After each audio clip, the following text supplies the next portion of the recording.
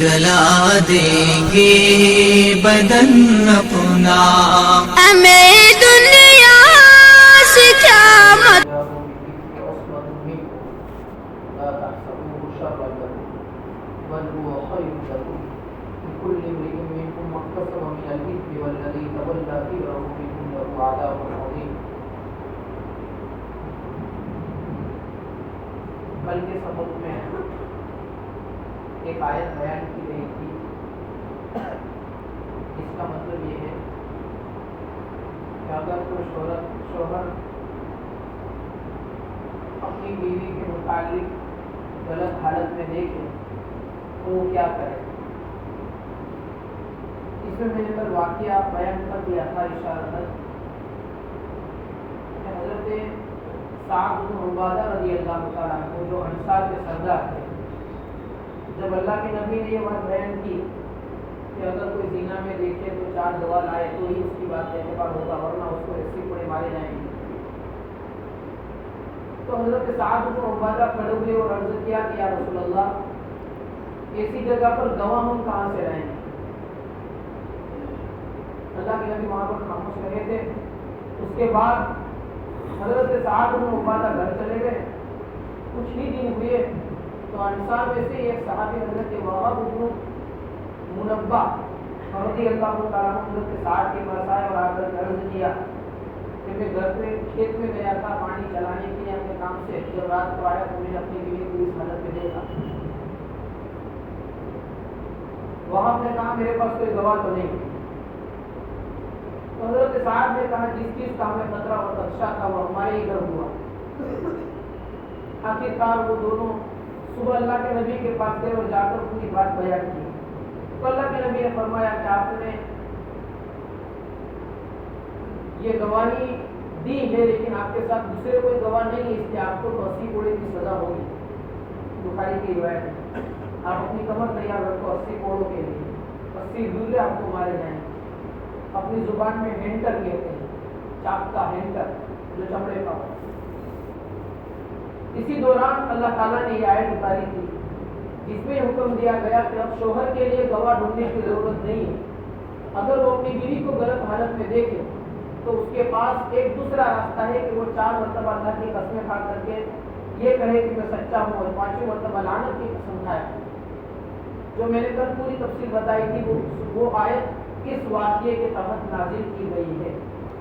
اس کے علاوہ ایک اور واقعہ بیان کیا جاتا ہے لیکن چونکہ اس کی زیادہ ضرورت نہیں ہے اس لیے میں چھوڑ رہا ہوں. یہاں پر جو میں نے آپ کے سامنے آیت پڑھی، یہاں سے قریباً 10 آیتیں 2 رکوع تک سمجھنے کے لیے ایک واقعے کو جاننا پڑے گا.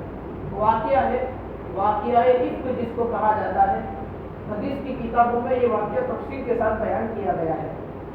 حضرت عائشہ صدیقہ رضی اللہ تعالیٰ عنہ کے اوپر زنا کی تہمت جو لگائی گئی تھی، بہت تفصیلی واقعہ حدیث کی کتابوں میں بار بار بیان کیا گیا ہے. بخاری شریف میں قریباً 11 مرتبہ سے زیادہ اس واقعے کو بیان کیا ہے. اس سے ہم سمجھ سکتے ہیں کہ یہ واقعہ کتنا اہم ہوگا. اللہ کے نبی صلی اللہ علیہ وسلم کی عادت شریف آتی کہ آپ جب کبھی جنگ میں بھی جاتے تھے تو اپنے ساتھ اپنے گھر کی عورتوں کو لے جایا کرتے تھے.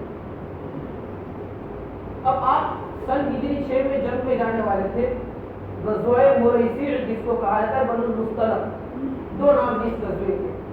اس غزوے میں اللہ کے نبی صلی اللہ علیہ وسلم اپنے ساتھ اپنی سب سے لاڈلی بیوی حضرت عائشہ کو لے کر گئے. لیکن چونکہ پردے کی آیت نازل ہو چکی تھی، مسلمان عورت کے لیے پردہ کرنا ضروری ہوتا ہے، اس لیے سفر میں بے پردہ بھی نہ ہو اس لیے اونٹ کے اوپر ایک چھوٹی سی جھونپڑی جس کے اندر چاروں طرف سے پردے لٹکے ہوئے ہوں، اردو میں اس کو ہودج کہتے ہیں، ہودج بنایا گیا. وہ اونٹ کے اوپر رکھا جاتا تھا اور حضرت عائشہ جو کوئی بھی ہماری وہاں سفر کرنے والی ہوتی تھی غزوات میں، وہ اس کے اندر پردے میں سوار ہوا کرتی تھی. جنگ کرنے کے لیے گئے، واقعہ تفصیلی ہے اس کو ہمیں کوئی ضرورت نہیں ہے. لیکن جب آ رہے تھے تو راستے میں ایک جگہ کے اوپر پڑاؤ ڈالا مسلمانوں نے. چونکہ پہلے زمانے میں قافلوں کی ایک عادت ہوتی تھی، ایک ٹائم متعین ہو یہاں پر ہمیں اس ٹائم کو پڑاؤ ڈالنا ہے تو وہ جگہ متعین کر کے وہاں سب پڑاؤ ڈالے، آرام کر لے، جانور کو گھاس چارہ کھلا دے، پانی پلا دے، مرد عورتیں سب جتنے قافلے والے اپنی ضروریات سے فارغ ہو جائے، یہ سب ہوتا تھا. تو ایک جگہ پر قافلہ نے پڑاؤ ڈالا ہوا تھا، رکا ہوا تھا مسلمانوں کا قافلہ. جب چلنے کا ٹائم آیا تو قافلے میں اعلان ہوا کہ جو جس کو ضرورت ہو پوری کر لے، کیونکہ اب ہمارا قافلہ چلنے والا ہے. حضرت عائشہ رضی اللہ تعالیٰ عنہ حضرت سے اتری. عائشہ نے سوچا کہ مجھے بھی قضاء حاجت کے لیے، قدرت کی حاجت کی مجھے بھی ضرورت ہے، تو میں بھی اپنی حاجت پوری کر کے آتی ہوں. یہ کہہ کر کے حضرت عائشہ کسی کو کہے بغیر، چونکہ اعلان نہیں ہوا تھا، کسی کو کہے بغیر اپنے ہودج میں سے، اپنے پردے میں سے نکل کر کے قضاء حاجت کے لیے چلی گئی. اپنی ضرورت پوری کر کے چلنے لگی تو حضرت عائشہ کو یاد آیا کہ میرے گلے میں جو ہار تھا وہ ہار نہیں، اس کا مطلب ہار یہاں کہیں ٹوٹ کر گر جائے. حضرت عائشہ وہ ہار تلاش کرتے رہے. ہار کس کا تھا؟ حضرت عائشہ کی بہن اسما کا تھا ہار. اب وہ ہار تلاش کرنے لگی. ہار کو ڈھونڈنے میں اتنا ٹائم نکل گیا کہ وہ قافلہ وہاں سے نکل گیا. حضرت عائشہ ڈھونڈ ڈھانڈ کر کے، تلاش کر کے، وقت نکال کر کے جب یہاں پر آئی تو دیکھا کہ پورا میدان خالی ہے، وہ کوئی دکھتا نہیں ہے، سب چلے گئے، پورا قافلہ سب چلے گئے. اب بودل بھی کیوں چلا گیا تھا، جھونپڑی والا اونٹ بھی کیوں چلا گیا تھا؟ اصل میں مفسرین فرماتے ہیں کہ حضرت عائشہ کی عمر اس وقت بہت کم تھی، 14-15 سال نہیں ہوئی، اور جسم بہت دبلا تھا. اب پردے کے اندر اما عائشہ اندر موجود ہے کہ نہیں ہے یہ اونٹ چلانے والے کو پتہ نہیں چلا. جب ضرورت پڑی تو یہ ہودج اٹھا کر کے اونٹ کے اوپر رکھ دیا اور قافلہ چلنا شروع ہو گیا. اللہ کا نظام تھا. اس لیے کسی کو پتہ نہیں چلا کہ اما اس میں ہے نہیں، کہ تو پردے چاروں طرف سے. اب حضرت عائشہ نے بہت ہوشیاری سے کام لیا.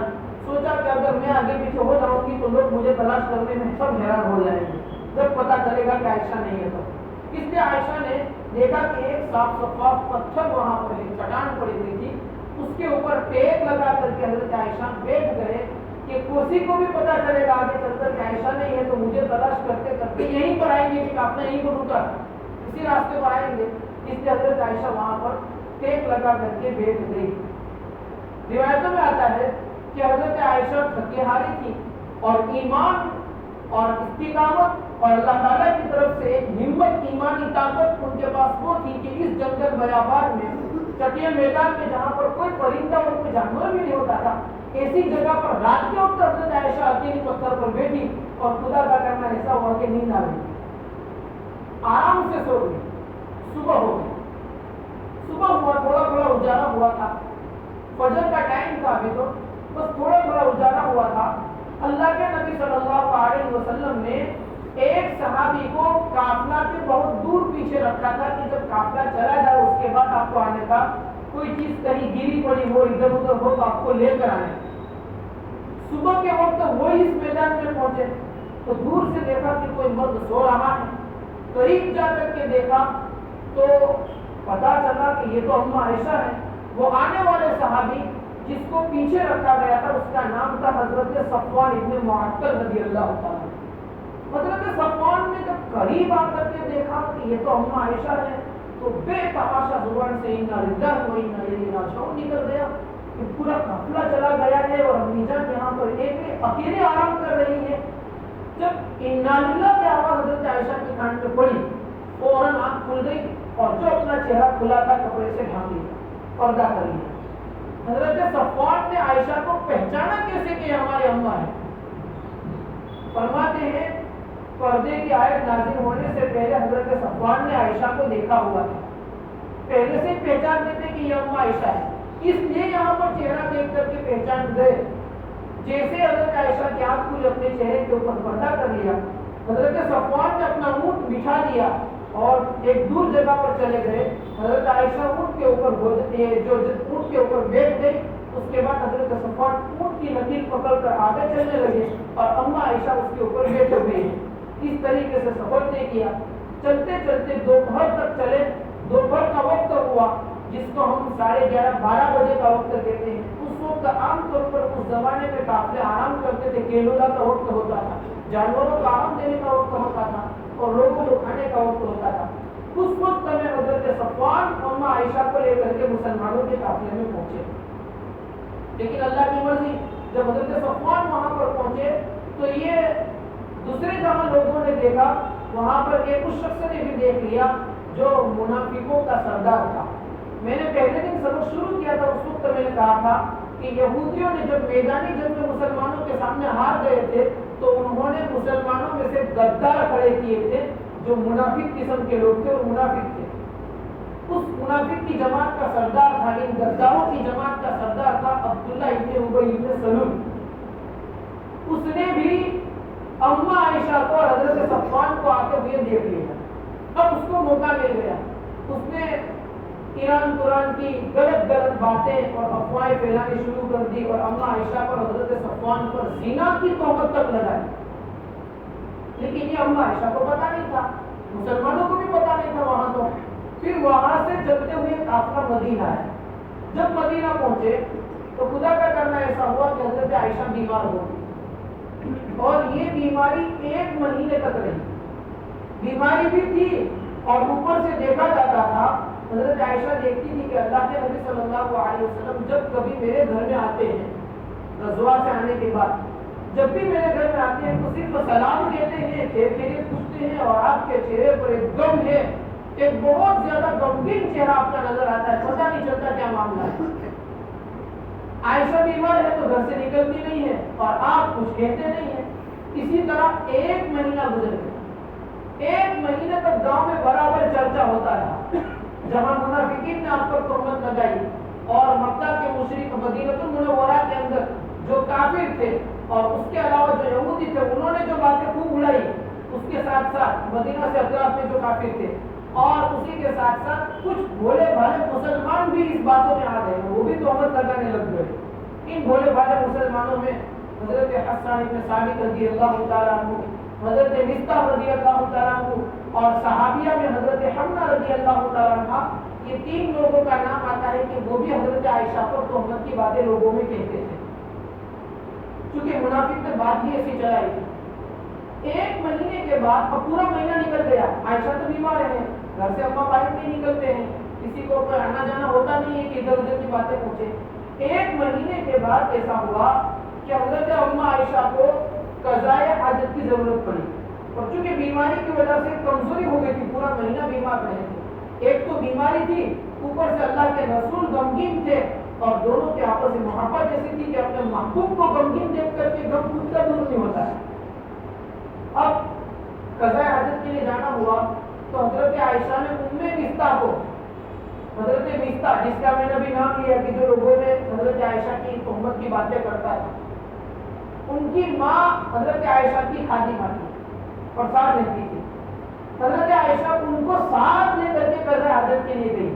جب اپنی حاجت پوری کر کے آ رہے تھے، کیونکہ اس زمانے میں گھروں میں ٹوائلٹ اور بیت الخلاء نہیں، دور جانا پڑتا تھا، تو جب دور سے آ رہے تھے قضائے حاجت کی پوری کر کے تو حضرت مصطح کے پیر میں کپڑا پھنس گیا، اس کی خود کی چادر پھنس گئی اور چادر پھنسنے کی وجہ سے ٹھوکر لگی اور مصطح گر گئی.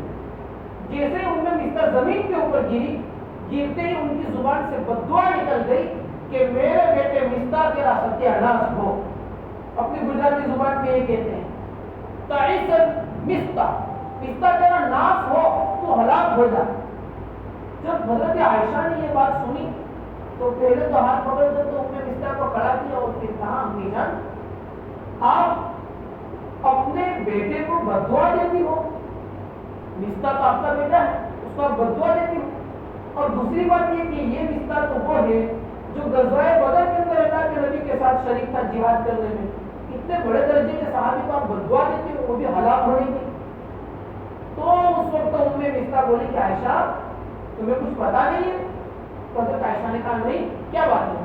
تو مصطح نے کہا عائشہ اصل میں آپ جو صفوان کے ساتھ جنگ میں پیچھے رہ گئے واپس آئے تھے، اس وقت سے آج تک 1 مہینہ ہو گیا، منافقین بھی اور میرا بیٹا مصطح بھی آپ پر برابر برائی کی باتیں کرتے ہیں اور زنا کی تہمت لگاتے ہیں. حضرت عائشہ کو اس وقت ساری فائلیں دماغ کی کھل گئی. اچھا اسی وجہ سے اللہ کے رسول غمگین ہے. لیکن افسوس یہ ہوا کہ میرے اوپر اتنا بڑا الزام اور اس کو 1 مہینہ ہو گیا اور مجھے کسی نے کہا تک نہیں. عائشہ فرماتی ہے جب میں نے راستے میں یہ بات سنی، میرے پیر میں یہ طاقت نہیں تھی کہ میں چل کر گھر تک پہنچوں. میرا کلیجہ پھٹنے کو قریب اس حالت ہو گئی تھی، مشکل سے گھر پہنچی اور رو رہی تھی۔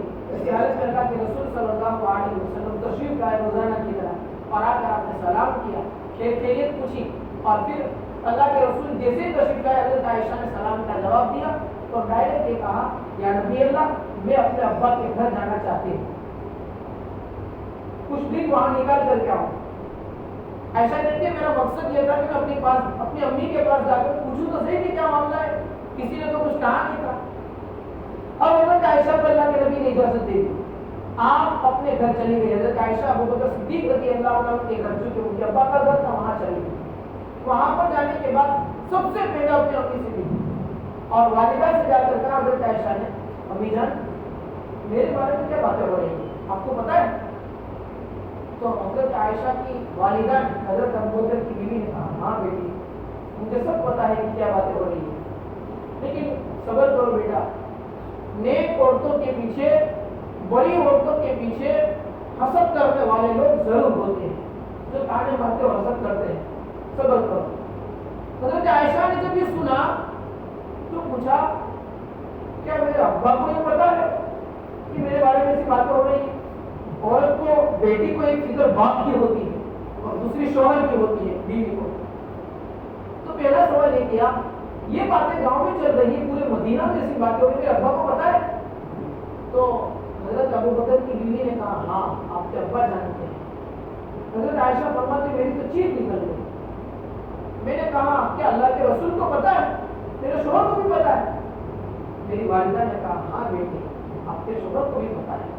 اب حضرت عائشہ کا دل ایک دم غمگین ہو گیا۔ حضرت عائشہ فرماتی، میری ایسی چیخیں نکل گئی کہ میری رونے کی چیخیں سن کر کے میرا ابا اوپر کے منزل میں کہیں قرآن پڑھ رہے تھے، ابوبکر صدیق نیچے آ گئے اور دیکھا کہ عائشہ آئی اور آج عائشہ کو پتا چلا ہے کیسا چل رہا ہے، کیا گزر رہی ہوگی اللہ کے نبی کے گھرانے پر اور کیسا دشمنوں نے مزہ لیا ہوگا۔ یہ واقعہ روایتوں میں اس طرح لکھا ہوا ہے کہ جب کبھی اس واقعوں کو پڑھتے آپ کو میں سے آنسو نکل جاتے، کیا غم گزرا ہوگا ان لوگوں کو۔ اب حضرت عائشہ فرماتی ہے، میں اپنے گھر میں چلی گئی اور روتی رہی، پورا دن ہوئی، پھر رات آئی، رات کو بھی میں سر نیچا کر کے روتی رہی، میری آنکھوں کے قطرے بند نہیں ہوتے تھے، ٹپک ٹپک چالو رہتی، اتنا میں روئی مجھے ایسا لگتا تھا کہ میرا کلیجہ پھٹ جائے۔ رات نکل گئی، پھر پورا دن گزر گیا، دوسرا دن بھی حضرت عائشہ فرماتی ہے پورا دن میں روتی رہی، پھر رات آئی، دوسری رات کو بھی مجھے نیند نہیں آئی، پوری رات میں روتی کہ میرے پر کیا ہو رہا ہے۔ اور یہ ساری تکلیف اس لیے ہو رہی تھی کہ اللہ کے نبی کی بیوی، دشمنوں نے، یہودیوں نے جو دشمن تیار کیے تھے ان کو موقع مل گیا تھا۔ اب دوسری رات جب نکل گئی اور تیسرا دن آتا ہے، ابوبکر صدیق کے گھر پر 2 راتیں، ایک آدھا دن پہلے گزرا تھا اور اب دوسرا دن آ رہا ہے، دوپہر کے قریب وقت تھا، اللہ کے نبی صلی اللہ علیہ وسلم حضرت ابوبکر کے گھر تشریف لائے اور سب سے پہلے آ کر عائشہ کے بارے میں پوچھا، عائشہ کیسے؟ حضرت عائشہ کو بلایا، خیریت پوچھی، طبیعت پوچھی، لیکن حضرت عائشہ رو رہی تھی۔ اللہ کے نبی نے حضرت عائشہ کو سمجھانے کی کوشش کی۔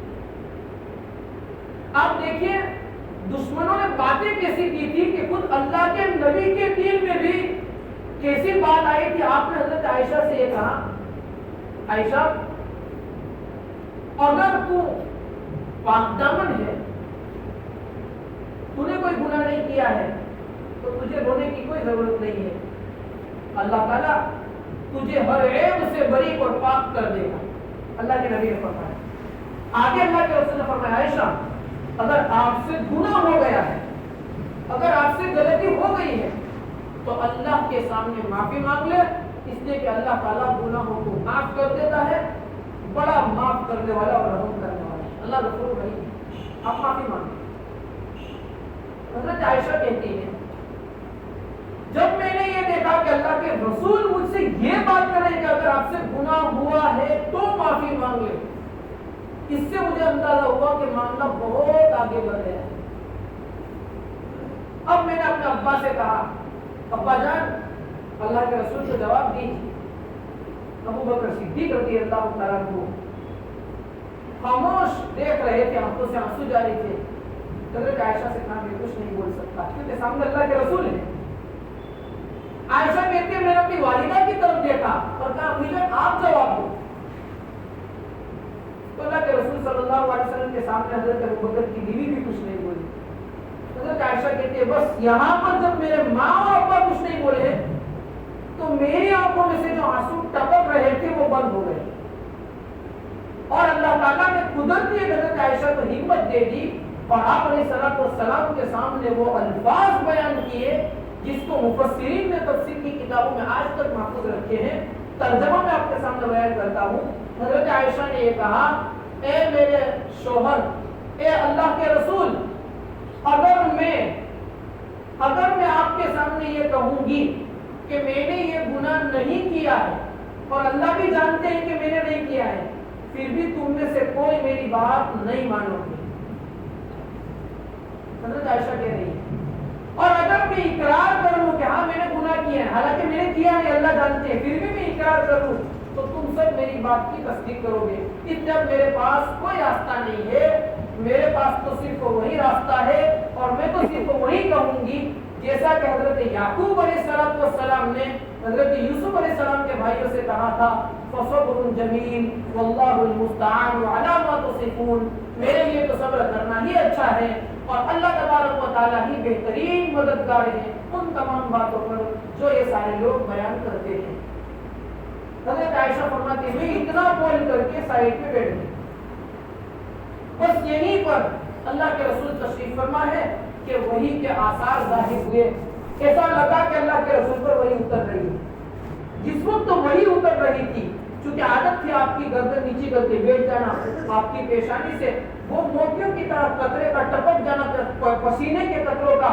یہ حضرت عائشہ فرماتی ہے کہ ہم نے دیکھا تو میرے ابا اور میری ماں خصوصاً حضرت ابوبکر اور حضرت ابوبکر کی بیوی یہ دونوں جب اللہ کے رسول کی طرف دیکھتے تھے تو اتنے غمگین ہو جاتے تھے، ایسا لگتا تھا کہ ابھی جان نکل جائے گی، موت واقع ہو جائے گی. اور حضرت عائشہ فرماتی ہے میرے ماں باپ جب میری طرف دیکھتے تھے تو میں تو چونکہ تسلی سے بیٹھی کہ مجھے تو پتا تھا میں نے کوئی گناہ نہیں کیا، اس نے میرے لیے تو برات ہوئی. حضرت ابوبکر اتنے غمگین کیوں تھے؟